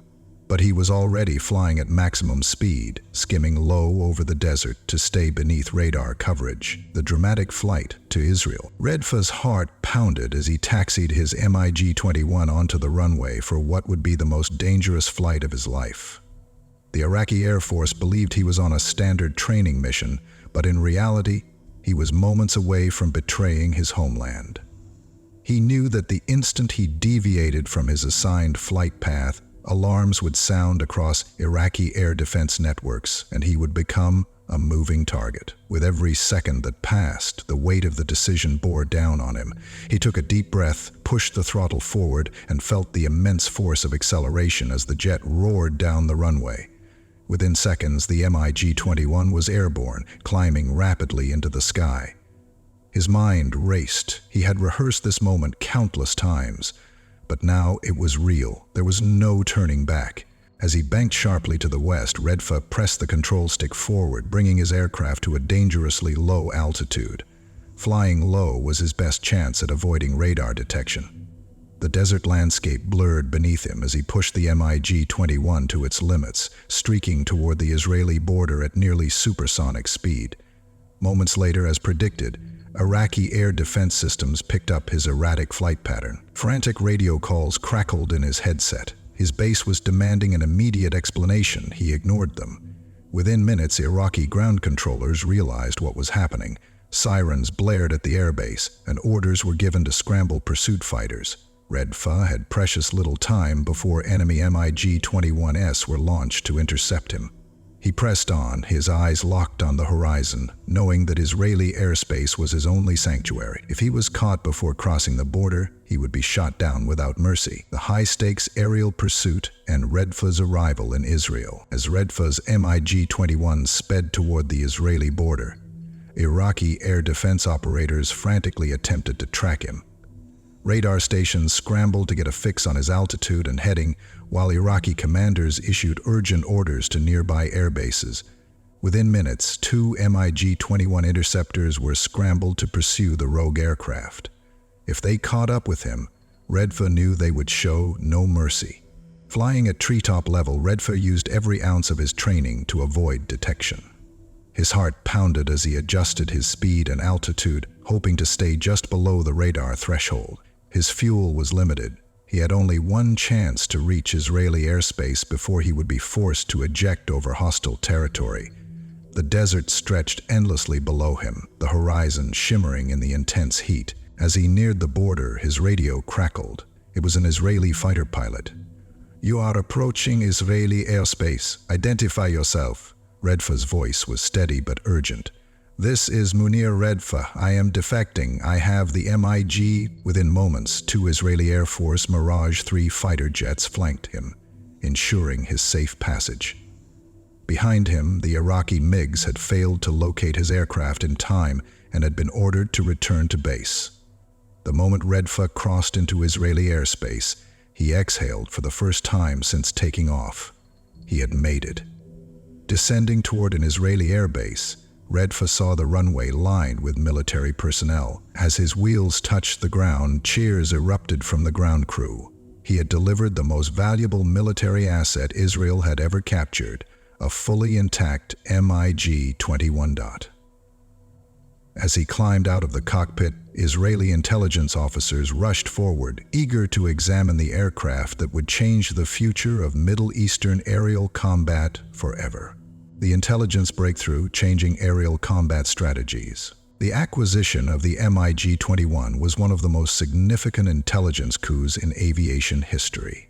Israeli engineers and pilots immediately set to work studying the aircraft inside and out. Every component was examined, from its avionics to its weapons systems, to determine its strengths and vulnerabilities. The data gathered provided Israel with a crucial advantage in upcoming conflicts. One of the most critical findings was the MiG-21's radar and missile lock capabilities.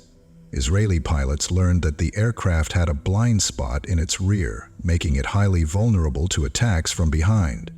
This discovery shaped Israeli aerial combat tactics, with pilots instructed to maneuver into this blind spot during engagements. Additionally, they learned about the limitations of the Soviet-designed K-13 missiles, allowing them to develop effective countermeasures against them.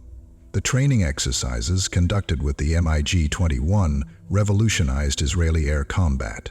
Pilots flew against the captured jet in simulated dogfights, gaining first-hand experience in its speed, agility, and weaknesses. These exercises directly influenced the Israeli Air Force's success in future wars, particularly in the 1967 Six-Day War and the 1973 Yom Kippur War, where Israeli pilots used their newfound knowledge to dominate Arab air forces. Beyond Israel, the intelligence was shared with the United States, further strengthening Israeli-American military cooperation. The U.S. used the data to improve its own tactics and train its pilots in countering MiG-21s, which were widely used by Soviet allies worldwide. Operation Diamond was more than just a daring heist. It was a turning point in air warfare. The knowledge gained from the stolen MiG-21 not only secured Israel's air superiority, but also influenced global military aviation for decades to come. Operation Moses, the secret airlift of Ethiopian Jews. For centuries, the Beta Israel community, Ethiopian Jews, lived in relative isolation, maintaining their Jewish traditions despite immense hardships. By the late 20th century, their situation had become dire. Civil war, famine, and widespread persecution placed them in a state of crisis. The Ethiopian government, under the Derg regime, had imposed harsh restrictions on them, viewing them with suspicion due to their religious identity and alleged ties to Israel. Life for Ethiopian Jews was a constant struggle for survival. They lived in remote villages, often marginalized from mainstream Ethiopian society. With limited access to education, healthcare, or economic opportunities, they faced systemic discrimination. Matters worsened during the Ethiopian Civil War, 1974 to 1991, as the government cracked down on perceived dissidents, and many Jewish families were caught in the crossfire.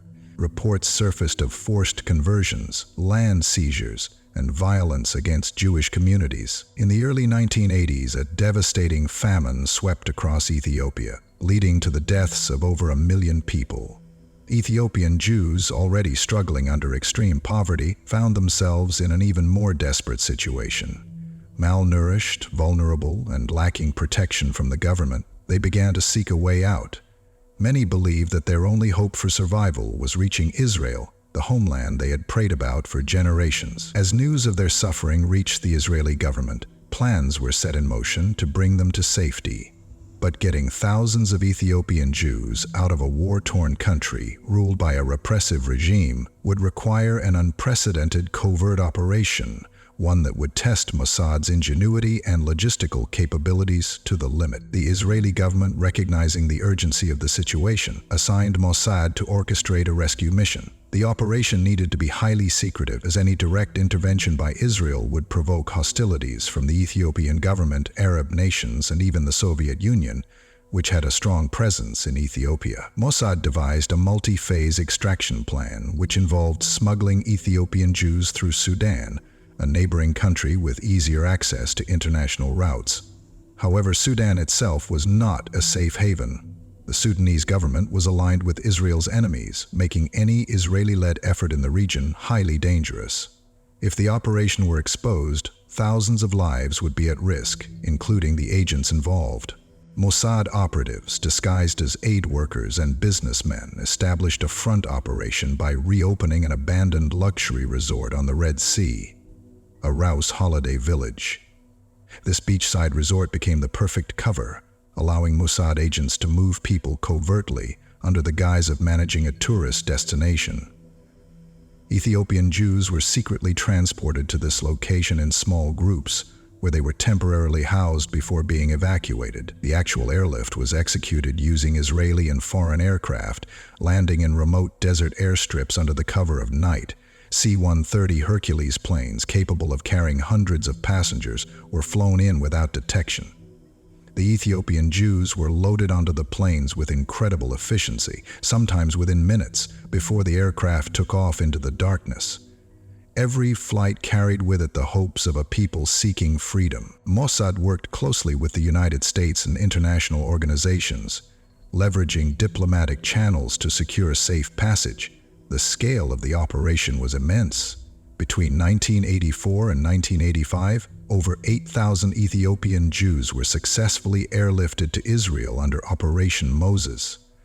However, the danger was far from over. The dangers of smuggling thousands of people undetected. Every aspect of Operation Moses carried enormous risks. Smuggling thousands of Ethiopian Jews out of Sudan meant navigating through one of the most politically volatile regions in Africa. Sudanese authorities were largely unaware of the scale of the operation, and their cooperation was secured only through secret negotiations and bribery. If the Sudanese government or hostile factions discovered the operation, it could have led to mass arrests or worse, the massacre of thousands of refugees. The biggest challenge was keeping the airlifts undetected. The C-130 Hercules transport planes had to take off from secret airstrips deep in the Sudanese desert, where every movement risked exposure. Mossad relied on an intricate web of informants and undercover operatives to monitor security forces in the area. Any sign of a crackdown meant aborting a scheduled flight, sometimes stranding refugees for days or even weeks in dangerous conditions. The reliance on clandestine informants meant Mossad had to continuously adapt its plans, shifting airlift schedules at a moment's notice to avoid detection. Beyond security threats, the logistics of keeping thousands of people hidden was a monumental task. Ethiopian Jews, many of whom had never left their rural villages, were suddenly thrust into an international escape plan that required secrecy and discipline.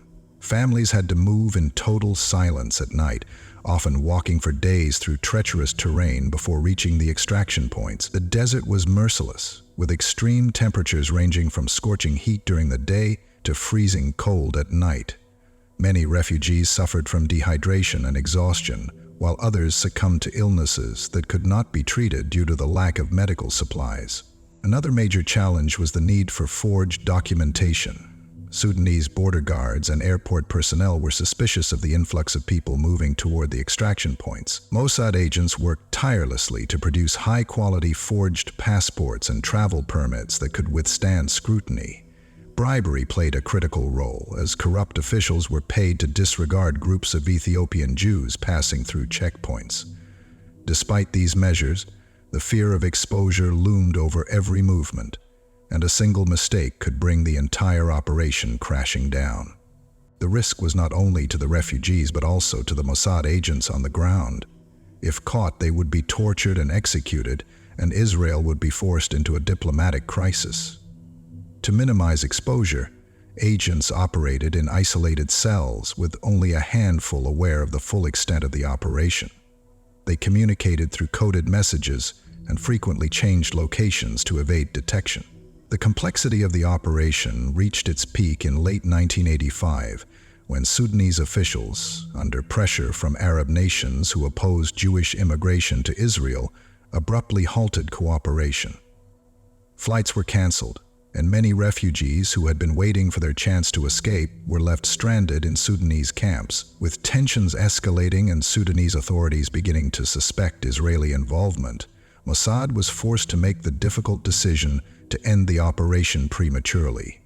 Thousands of Ethiopian Jews were left behind, trapped in a limbo of uncertainty, awaiting their chance to escape. Despite these enormous challenges, Operation Moses remains one of the most daring and successful covert humanitarian missions ever conducted. It demonstrated Mossad's ability to execute large-scale extractions under extreme conditions, and reinforced Israel's commitment to protecting Jewish communities worldwide. However, for those left behind, the mission's premature end was a heartbreaking reminder of the immense dangers they faced. It would take years before a follow-up operation, Operation Solomon, would finally bring many of the remaining Ethiopian Jews to safety. The emotional reunions and impact on Israeli society. The emotional reunions and impact on Israeli society. For the Ethiopian Jews who successfully made it to Israel, the journey was both an ending and a new beginning. Many had endured years of suffering, persecution, and a perilous escape through Sudan. As they stepped off the plains in Israel, tears flowed freely. Some fell to the ground and kissed the land they had long dreamed of reaching. Families that had been separated were reunited, and an overwhelming sense of relief spread across the newly arrived immigrants. The operation had a profound effect on Israeli society. It was one of the largest humanitarian rescues in Israel's history and reinforced the country's commitment to never leaving Jews behind, regardless of where they were in the world. The successful airlift also demonstrated Israel's intelligence and military prowess, proving that it could conduct large-scale covert missions under extreme conditions. However, integration into Israeli society was not without challenges. Ethiopian Jews arrived with little more than the clothes on their backs, and many had limited education or experience in an industrialized society. The Israeli government launched extensive absorption programs, providing housing, language training, and job assistance. Despite these efforts, Ethiopian immigrants faced discrimination and cultural barriers as they adjusted to life in Israel. Many found it difficult to secure employment or advance in professional fields due to systemic prejudices, while the generational gap between older immigrants and their children led to identity struggles. Despite these hardships, the Ethiopian Jewish community has since flourished. Operation Moses paved the way for future missions, including Operation Solomon in 1991, which airlifted an additional 14,000 Ethiopian Jews to Israel in just 36 hours. Today, the descendants of those rescued under Operation Moses are fully integrated into Israeli society, serving in the military, politics, and various professional fields. Many have become leaders, advocating for their community's rights and enriching the cultural fabric of Israel. Operation Moses remains a powerful symbol of resilience, faith, and the lengths to which Israel is willing to go to protect its people. It was not just a military or intelligence success. It was a testament to the unwavering commitment to Jewish unity and survival.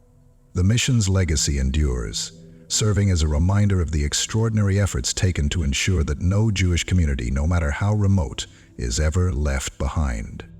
Operation Harpoon, targeting terrorist financing. While military operations and targeted assassinations often capture the headlines, the financial war against terrorism is just as critical. Operation Harpoon was one of the most ambitious and sophisticated intelligence missions ever undertaken by Mossad, aimed at dismantling the financial networks that fueled terrorist organizations like Hamas and Hezbollah. And the moment it happened, it was impossible to distinguish between what happened and what was the effect. Instead of merely intercepting arms shipments or eliminating high-ranking operatives, Mossad sought to strike where it hurt the most: terrorist funding. Mossad understood that terrorist groups relied on a vast web of illicit financing, including drug trafficking, extortion, money laundering, and donations from sympathizers across the globe. By targeting these financial pipelines, Israel could disrupt terrorist operations at their core, making it increasingly difficult for organizations to arm themselves, train recruits, and plan attacks. The operation was not confined to a single region but spanned multiple continents. Intelligence operatives infiltrated banks, shadowy financial institutions, and charities suspected of funneling money to terror groups. Cyber warfare was also employed, with Mossad launching covert digital attacks against accounts and networks linked to terrorist financing. This multi-pronged approach ensured that funding streams were not only slowed, but, in many cases, wholly severed, leaving terrorist organizations scrambling for alternative revenue sources. The use of cyber warfare, banking infiltration, and assassination. Operation Harpoon was unlike any other counterterrorism initiative because it was waged in boardrooms, financial hubs, and cyberspace rather than on the battlefield. Mossad worked closely with the Israeli Ministry of Finance and other international intelligence agencies to track and neutralize financial transactions that were being used to bankroll terrorism. One of the most effective tactics employed was banking infiltration. Mossad operatives, posing as financial professionals, gained access to institutions that were suspected of laundering money for Hamas and Hezbollah. Once inside, they identified key accounts, traced their origins, and exposed the financial backers who had been working under layers of anonymity. In some cases, bank executives who were complicit in these operations mysteriously resigned or disappeared altogether, a clear sign that Mossad's pressure was being felt. Cyber warfare played an equally pivotal role. Mossad launched sophisticated cyber attacks against financial networks used by terrorist organizations, rendering them incapable of transferring funds or accessing hidden reserves. Entire networks of shell companies, offshore accounts, and secret trusts were exposed, forcing terrorist groups to adopt riskier and less efficient methods of securing money. Hackers working for Mossad disrupted digital wallets, cryptocurrency transactions, and online fundraisers that had been designed to appear as charitable organizations but were in reality funding weapons and logistics for attacks. Mossad also took direct action against individuals who played key roles in these financial schemes. High-ranking financiers with deep ties to terrorist organizations became targets for assassination or were coerced into revealing critical information. Some disappeared under mysterious circumstances, while others found their assets suddenly frozen or seized by international law enforcement agencies. The message was clear: financing terror would come at an unacceptably high price. Over the course of Operation Harpoon, Mossad and its allies managed to weaken the financial infrastructure of both Hamas and Hezbollah severely. Several significant breakthroughs shifted the balance in Israel's favor, significantly reducing the ability of these organizations to carry out large-scale attacks. One of the most notable victories came in the form of shutting down international fundraising networks. Hamas, which relied heavily on donations from sympathizers in the Middle East, Europe, and North America, found its traditional funding channels under siege. Mossad's intelligence led to the exposure and dismantling of multiple fraudulent charities, cutting off millions of dollars that would have been used for weapons purchases and recruitment. Hezbollah, known for its complex financial web, suffered equally devastating blows. The group had long relied on the global drug trade to generate revenue, using South American cartels to move narcotics and launder money through seemingly legitimate businesses. Mossad, working with South American law enforcement agencies, helped take down several major trafficking rings, crippling Hezbollah's ability to funnel illicit funds back to Lebanon. Hezbollah's financial arm also suffered significant losses when key money launderers were arrested or eliminated, making it increasingly difficult to maintain operations at pre-Harpoon levels. A particularly effective tactic was targeting money couriers, individuals who physically transported large sums of cash across borders to avoid detection. These couriers became priority targets, with many being arrested in sting operations or disappearing altogether. By cutting off these supply lines, terrorist organizations were forced to rely on less secure methods of transferring funds, making them easier to track and intercept. The cumulative effect of these efforts was staggering.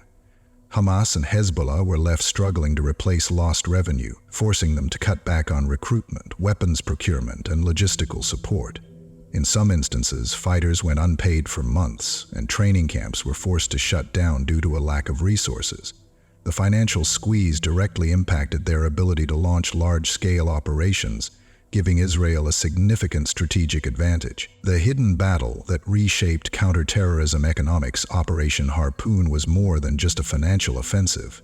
It fundamentally reshaped how counterterrorism efforts were conducted on a global scale. Before the operation, most anti-terrorism efforts focused on military strikes and intelligence gathering. While these were effective in neutralizing immediate threats, they did little to prevent terrorist groups from rebuilding and continuing their operations. Harpoon changed that by proving that disrupting financial networks could be just as effective as targeting operatives in the field. The operation's success led to a shift in counterterrorism policies worldwide.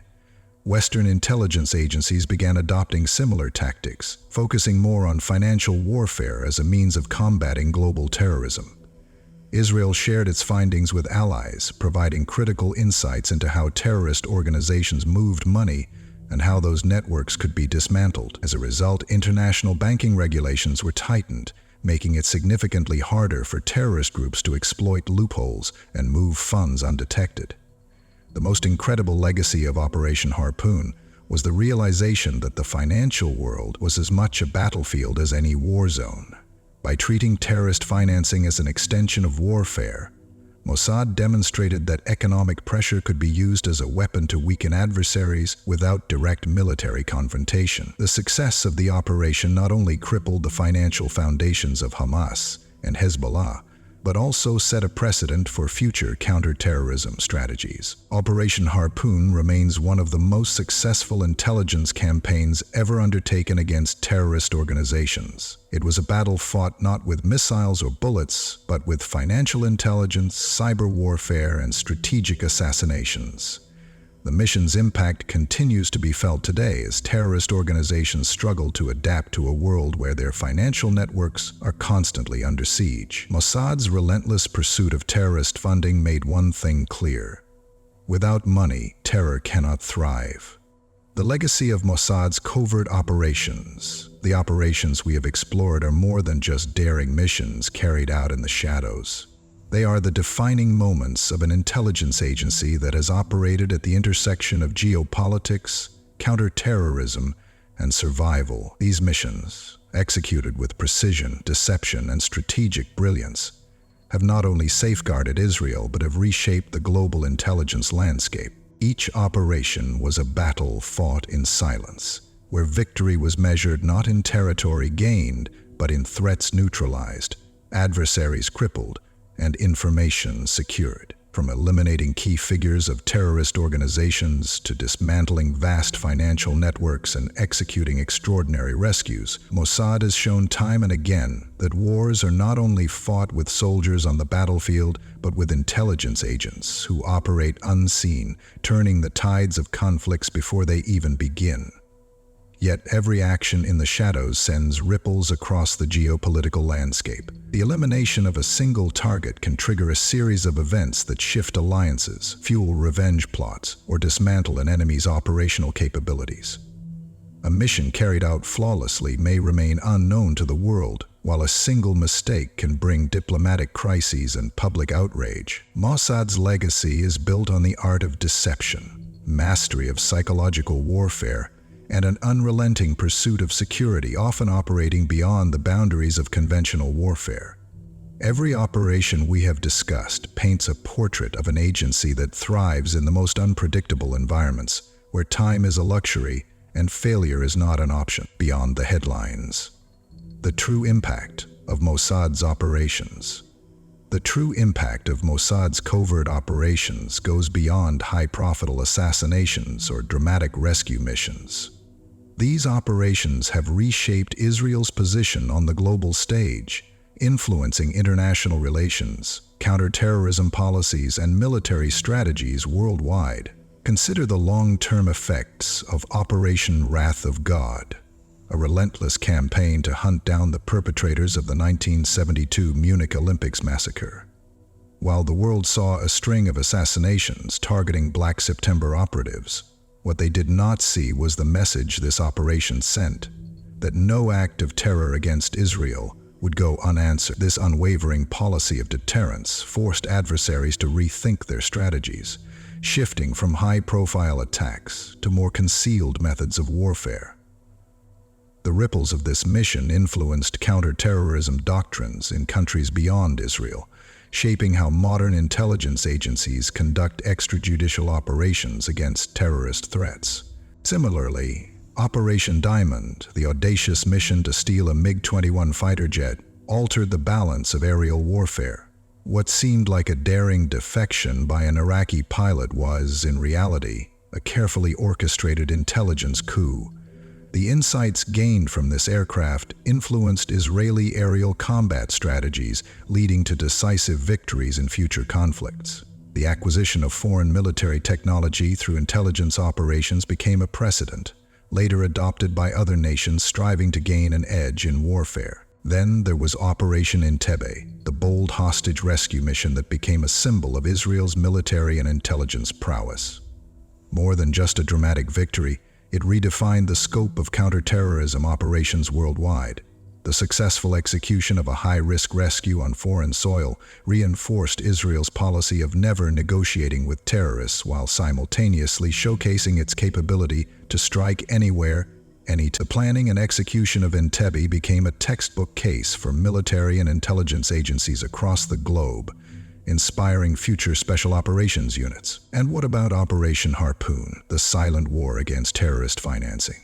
This was a battle not fought with guns or missiles, but through cyber warfare, banking infiltration, and economic sabotage. By crippling the financial pipelines of Hamas and Hezbollah, Mossad demonstrated that cutting off the flow of money could be just as effective as targeting high-ranking militants. The strategy of weaponizing financial intelligence against terrorism was later embraced by other nations, leading to an era where economic sanctions and cyber attacks became crucial tools in modern warfare. These are but a few examples of how Mossad's actions reverberate far beyond the missions themselves. Each success strengthens Israel's standing as a formidable force in global intelligence. Each mission signals to adversaries that the reach of Mossad is limitless, that no enemy is untouchable, and that no threat will be ignored. For every operation that becomes known to the world, there are countless others buried deep within classified archives, their details locked away in the corridors of power. The very nature of intelligence work means that some of Mossad's most significant successes may never be spoken of, their impact hidden within the ever-shifting puzzle of global security.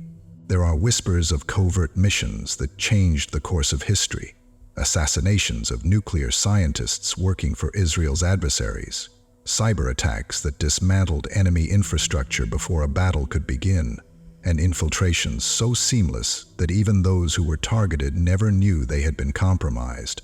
The world will never know the full extent of Mossad's influence, only that their presence lingers in the shadows, shaping events in ways most will never realize. Then, there are the questions left unanswered. The identities of operatives who vanish without a trace, the missions that were never officially acknowledged, the sudden downfalls of figures who once seemed untouchable. Were they accidents of fate or the silent hand of an unseen force? The accurate measure of Mossad's reach is not in what is revealed, but in what remains a mystery. Even now, as you listen, somewhere in the world another mission is unfolding. An agent walks unnoticed through a crowded city, a target unaware they are being watched. A cyber operation infiltrates a network, extracting data that will change the course of an unfolding crisis.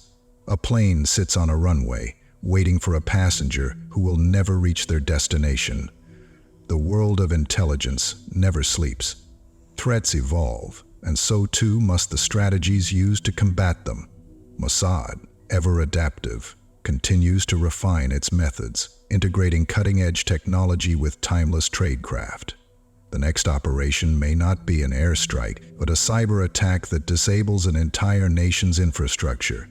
It may not be an assassination, but the quiet manipulation of events that lead an adversary to their own downfall. As technology advances, so do the means of espionage. Artificial intelligence, quantum computing, biological warfare, each presents new challenges and new opportunities.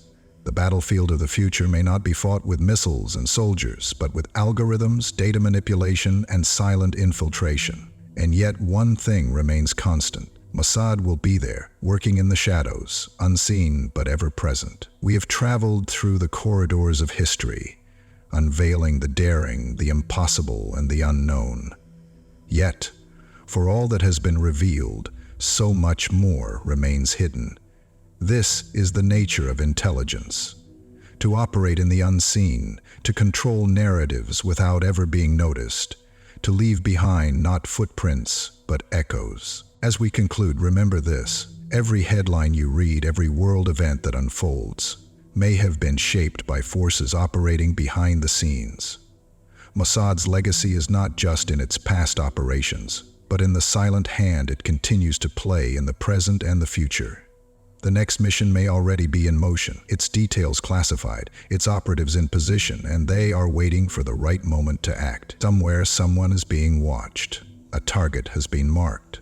A plan is already in motion, and by the time the world learns of it, if it ever does, it will have already been completed.